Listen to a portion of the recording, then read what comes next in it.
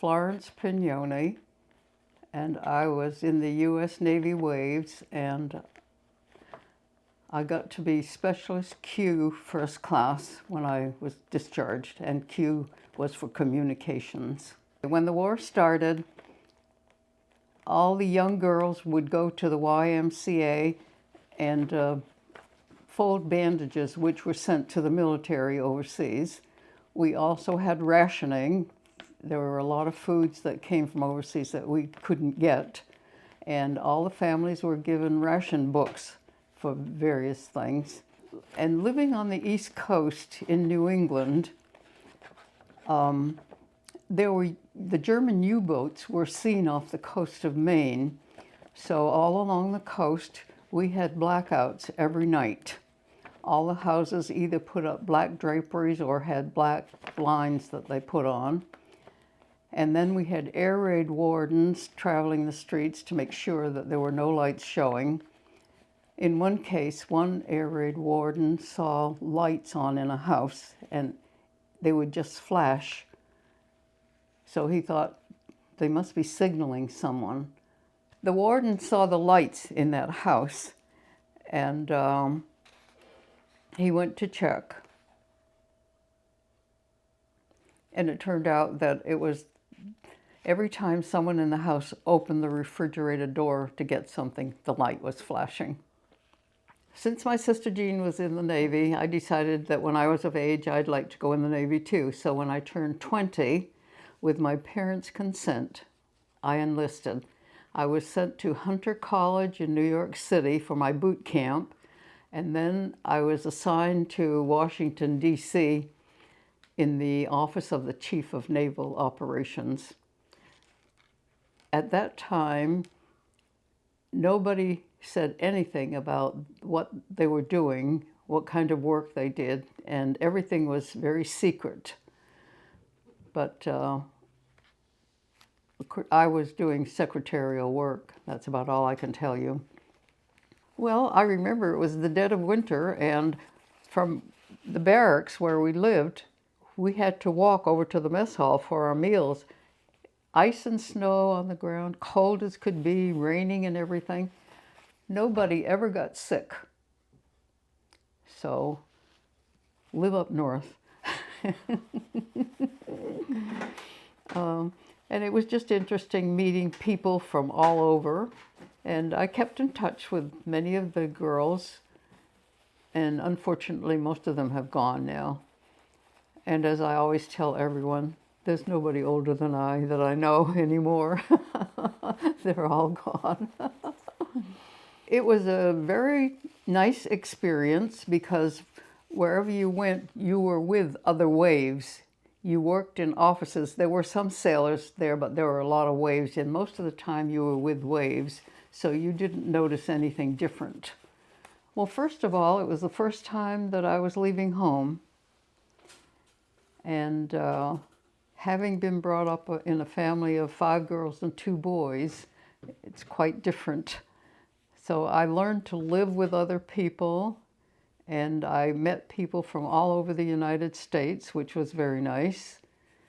And you learn a lot by being with different people. So I felt that I learned a lot too. Because I really led a sheltered life at home. And having been brought up by foreign parents, that makes a difference too. But I wouldn't trade it for anything.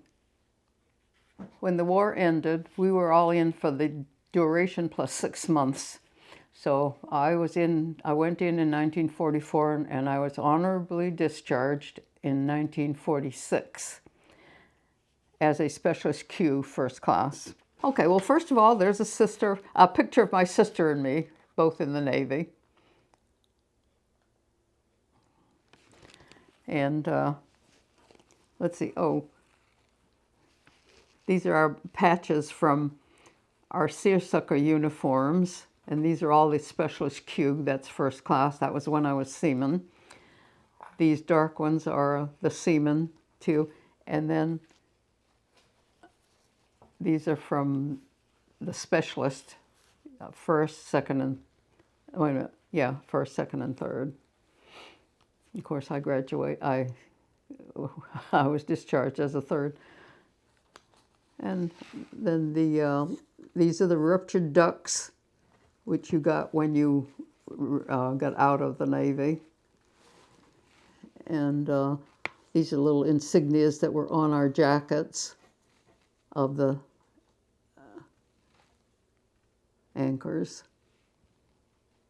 This is the regular uniform jacket with the insignia on your sleeve when I was first class. And this is when you get discharged. It's called the ruptured duck. And I was recently asked if I fit in my uniforms, which of course I don't. And one of the ladies told me, well, at least you fit in your hat. All right, you can go ahead and put that there. Okay. Well, that's... Let's start off with these two caps here, the garrison caps. And let's talk about when you'd wear those and what they were used for. You can even put them on if you want. Yes. No, I don't want to put them on. Okay, these were very comfortable hats. I like these better than the others. This was the first one that we had, and that was to our winter uniform. And then they had the seersucker ones for the summer uniforms. And of course, they had the insignia on them someplace, but I took them off. And so these are what probably fit me now. This is the seersucker. These were the summer uniforms. Of course, it's been so long that I don't remember too much about them, you know, how they were issued or anything.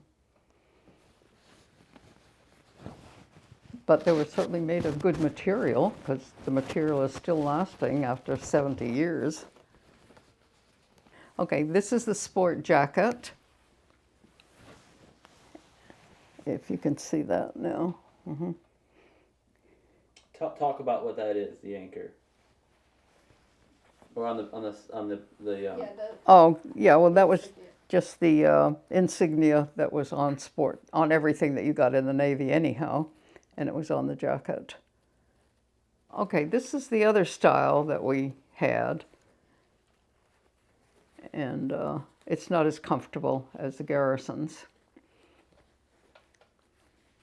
And you can tell how small the head is, that it wouldn't fit me.